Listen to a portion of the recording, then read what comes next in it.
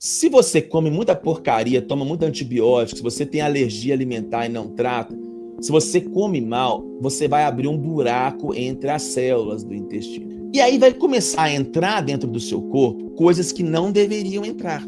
Toxinas que o seu intestino deveria filtrar, elas passam a não filtrar. E isso é um problemão para você.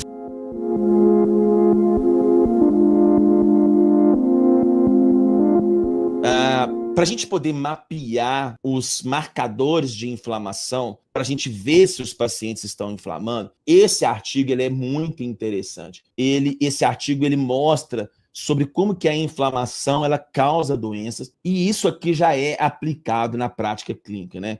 Então, nós dosamos ferritina, nós dosamos cortisol, nós dosamos VHS, nós dosamos a insulina, o fibrinogênio. Dependendo do paciente, é importante dosar o dímero, né, que é o dedímero, mas tem um exame aqui que ele é muito importante para todo mundo que está assistindo a live, que é o PCR, que é a proteína C reativa.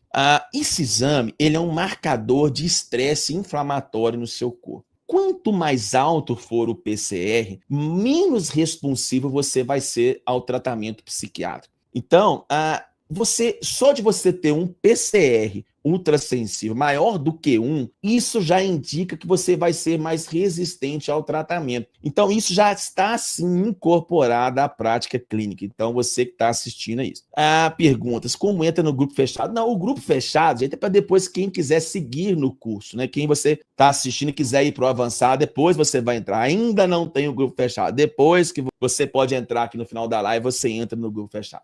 Eu estou aqui vendo também os comentários do Instagram. O TDAH nessas horas ajuda, que a gente faz um monte de coisa ao mesmo tempo. Então, você tem que prestar atenção. Outro ponto importante, eu já vou abrir para pergunta, segura aí mais uns 20 minutos, que eu estou caminhando para o fim. A saúde mental começa no intestino, né? Se tiver algum nutricionista aqui assistindo essa live, se tem um profissional importante é o da nutrição. No meu mestrado, eu estudei que o intestino era o segundo cérebro, né?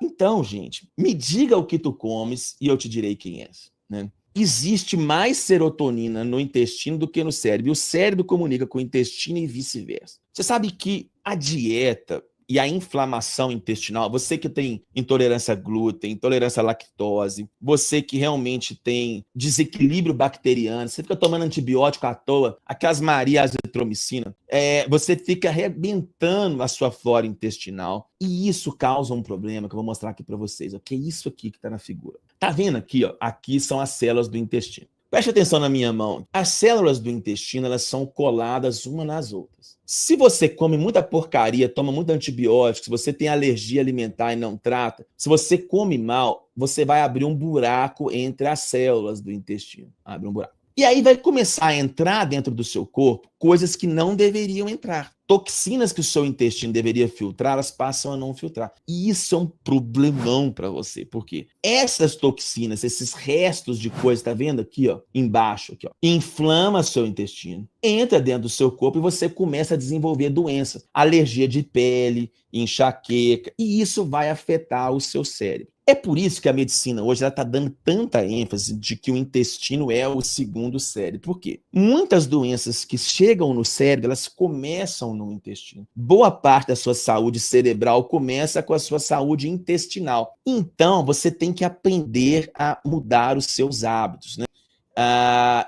Isso é o que nós chamamos de aumento da permeabilidade intestinal. Não vai dar tempo de colocar tudo aqui. Depois, no curso avançado, quem quiser vai aprender um pouco sobre isso, mas eu queria muito deixar esse conceito aqui, porque ele é realmente importante, né? E aí você vai inflamando e você vai aumentando o seu risco de ter Alzheimer, né? Por quê? Nós sabemos que pessoas que têm muito cortisol, pessoas que têm muita resistência à insulina, essas pessoas têm um risco maior de ter demência. Guarde isso, você esqueceu tudo dessa live, guarde isso que eu estou falando aqui agora. Obesidade, sedentarismo, aumento de insulina, aumento de cortisol, aumenta o risco de demência no longo prazo. Você tem que resolver isso, então preste atenção, né? E excesso de tecnologia, né, gente? Assim, as pessoas estão ansiosas também, não somente por estresse, não somente porque elas estão comendo mal. Várias pesquisas vêm mostrando que quando você pega o celular, antes de dormir, você coloca um excesso de tela, né, o excesso de cortisol, mete uma radiação na sua mente, nós chamamos de blue light. Olha que interessante. Isso aqui é uma coisa que vocês têm que aprender. Quer uma dica prática para você dormir sem remédios? Você cortar a luz 2 horas antes de você dormir. Existe um pedacinho de células que fica dentro do seu olho, chamado de núcleo supraquiasmático. Ele recebe a quantidade de luz que tem no corpo, no dia a dia. Quando você começa a ter o pôr do sol, começa a escurecer, essas células da retina começam a sinalizar para o seu cérebro que está ficando escuro e a melatonina começa a ser produzida. Então, você começa a dormir, na verdade, no pôr do sol. Tanto é que pessoas que têm demência, quem aqui já teve um avô, sabe que tem uma coisa muito comum que chama fenômeno do pôr do sol, ou fenômeno do entardecer. As pessoas ficam com confusão mental quando o sol começa a se pôr. Só que você que está assistindo essa live, o que é importante você entender? O seu corpo começa a desligar algumas coisas do cérebro lá que o sol começa a se pôr. Se você mete som, tela, luz, uma das causas das pessoas estar dormindo mal é exatamente isso. Você começa a confundir esse relógio biológico. O seu cérebro começa a receber luz, ele fica sem entender se é noite. Aí você bagunça o sistema todo. Então você tem que cortar. E o estresse espiritual, né, gente? Isso aqui não vou entrar hoje, mas é incrível como que a fé doente, ela piora as pessoas. Né? Eu aprendi uma coisa nesses anos de psiquiatria e estudando a Bíblia e etc e tal, né? Mas você não precisa, Angel, dormir no pôr do sol. O ideal é você dormir 3 horas e meia depois do pôr do sol. Esse sistema ele é feito para ir desligando para 3 horas e meia depois você dormir. O horário ideal de sono seria 3 horas e meia depois do pôr do sol. Mas repare o seguinte, você às vezes dorme mal, você vai para a roça, você passa a dormir bem quando você está num ambiente de menos luz. Isso é uma coisa que a gente tem que começar a colocar, a entender. Né? Começa a cortar a tela para você ver da sua vida, vai ler um livro e tudo 2 horas antes de dormir. Eu sou de uma época que as pessoas falavam que ler a Bíblia dava sono, né? Não é, gente, porque você ficava lendo, né? Papel.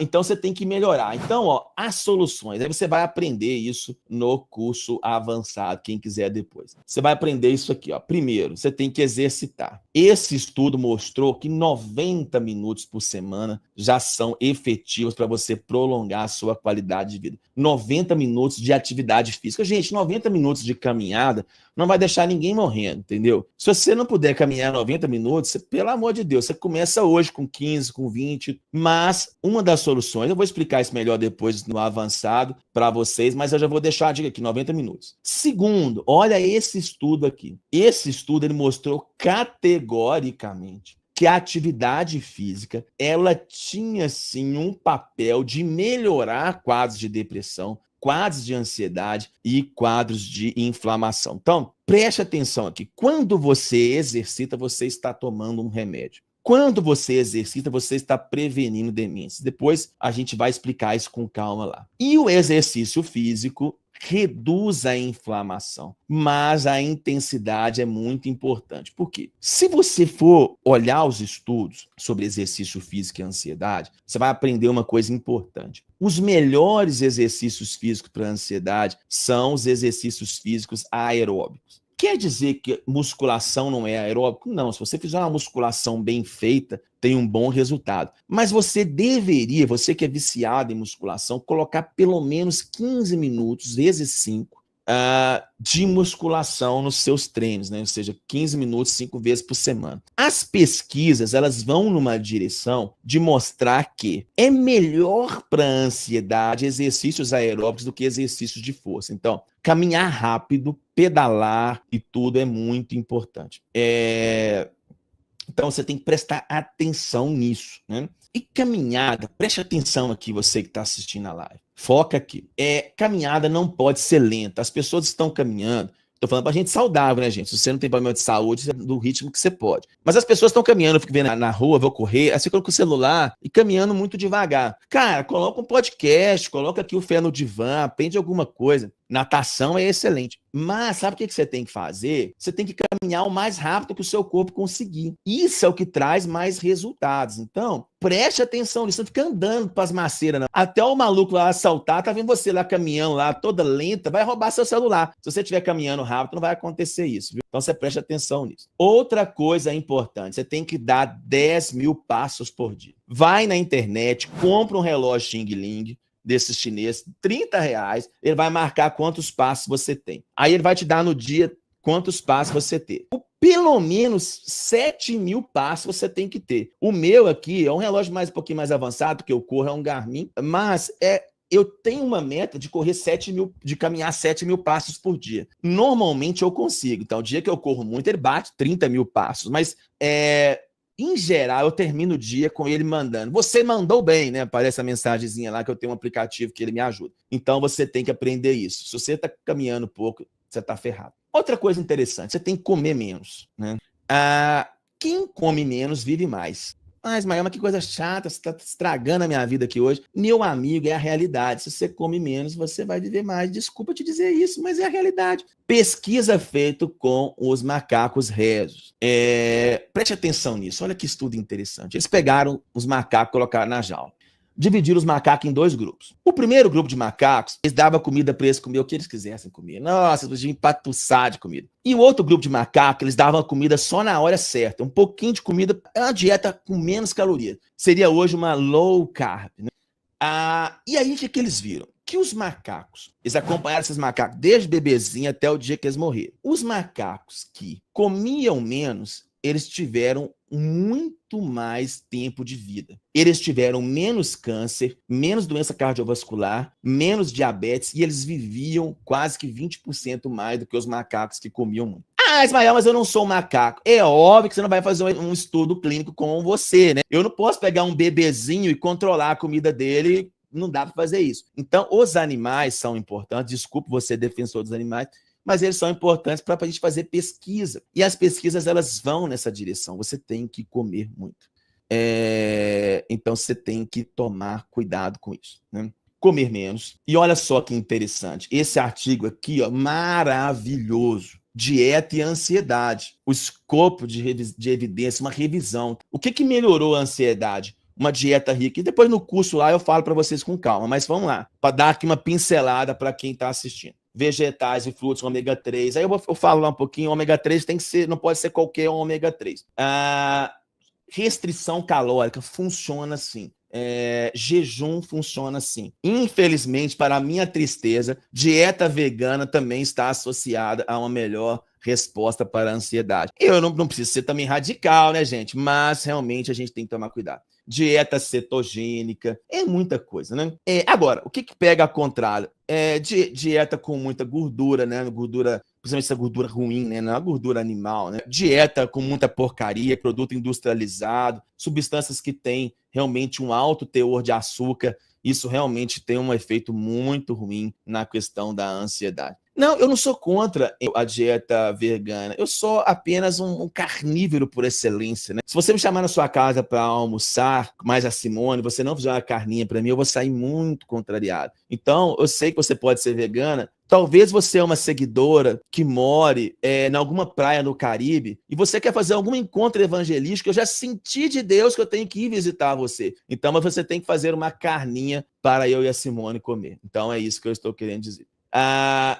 E isso, gente, tem que fazer. Olha que interessante isso aqui. É tudo muito conectado, né? Essa é uma pesquisa sobre jejum intermitente, depressão e ansiedade. E o jejum intermitente fez com que as pessoas ficassem com a melhor saúde. Jejum está muito relacionado, mas tem que saber fazer. Você ficar louco, fazer jejum sem preparo, sem supervisão. Você tem que tomar cuidado com isso. Preste atenção, ele vai sair amanhã fazendo jejum igual um psicopata, não. Você tem que aprender direito. Vamos lá. Evidências preliminares sugerem que intervenções de jejum podem ter efeito positivo na ansiedade e depressão. Um jejum intermitente de 12 semanas associado à restrição calórica parece ser uma intervenção segura e confiável. Ou seja, eu faço muito jejum intermitente, até porque a gente que é crente, né, cristão, a gente faz jejum. Então, jejuar é quase que um hábito, né? Mas o jejum, ele tem um efeito de um detox. Não vai dar para colocar aqui hoje, depois na turma do grupo lá do Avançado eu explico para vocês. Mas guardem isso, jejum. Outra coisa é evitar agrotóxicos. É quase impossível, também acho. Mas se você puder comprar na feira, comprar coisas fora de época. Café é prejudicial? Café é prejudicial para o bolso, Ramon. Só rico está tomando café, só pessoas milionárias estão tomando café, Ramon. Ramon, café, hoje se você chegar em casa aqui, hoje é quase que uma honraria você dar um café para uma pessoa. Então, de tão caro que está o café. Mas o café, se você está na fase aguda de ansiedade, você pode ter problemas sim. 3 xícaras de café no intervalo de 12 horas, esse café vagabundo que a gente tem aí, dá para você tomar tranquilo, exceto se você estiver muito ansioso. Então, eu peço que você realmente tome café com moderação. E aqui é a pirâmide do estudo Smiles. Esse estudo foi feito na Austrália, muito interessante. Ele foi feito para depressão, mas ele serve para ansiedade. E ele mostrou o seguinte, que a dieta mediterrânea era a melhor dieta para pessoas com depressão, comparado às pessoas que estavam comendo porcaria. Então, ela tem grãos integrais, vegetais, fruta, laticínios, azeite de oliva e castanhas. Essa é a base da dieta. Grãos integrais, vegetais, frutas, azeite de oliva, laticínios e castanhas. É uma dieta, obviamente, que você pode adaptar e etc. e tal. E você dormir bem, você reduzir o nível de redes sociais, você fazer psicoterapia e você aprender sobre meditação. Olha que interessante, né? A gente tem um preconceito com meditação, a gente acha que meditação é uma coisa mística. Não, meditação é uma coisa importante. Você tem que aprender a fazer meditação. Então, olha, todos os estudos, olha essa pesquisa. Uso de rede social piora prognóstico, excesso de exposição tecnológica, mas terapia, obviamente, é uma coisa muito clara e evidente, né? Meditação bem feita, que a gente chama de mindfulness, tem provas de que funciona e você vai chegar lá. E, obviamente, né, gente, tratamento médico, né? Se você... Olha, esse estudo aqui é muito legal, ele mostrou como que a meditação alterava o sistema imune dos pacientes e como que a meditação ela alterava até aqueles telômeros que eu mostrei para vocês. Então, a meditação ela tem um efeito a nível celular. Isso é muito interessante, né? Como que a gente subestima. O Salmo 1 diz que bem-aventurado é o homem que não se detém nos caminhos dos pecadores, nem se assenta na roda dos escarnecedores. Antes o seu prazer está na lei do Senhor e nela medita dia e noite. Nela medita dia e noite. Ele será como a árvore plantada junto ao ribeiro das águas, no devido tempo dará o seu fruto. E tudo que ele faz será bem sucedido. Então, você tem que meditar com conceitos condizentes com a sua fé. Então, meditação não tem problema. Você não vai usar, se você é evangélico, um chakra, um mantra de outra religião, mas nós temos que quebrar esses preconceitos, né? Meditação, eu falo sobre isso lá no curso. Então é isso, importante, relacionamentos saudáveis. Nós não fomos feitos para vivermos sozinhos, isso é muito importante para vocês aprenderem. E terapia. Terapia é uma coisa muito importante. Nenhum dos meus cursos é para substituir análise e terapia. Eu não quero que você pare tratamento médico nem terapia. Não existe nada que vai fazer substituir o seu psicólogo, mas educar as pessoas é muito importante. Ensinar as pessoas a trabalhar os seus pensamentos é muito importante. Fazer os pacientes entender como que eles estão entrando em crise é muito importante.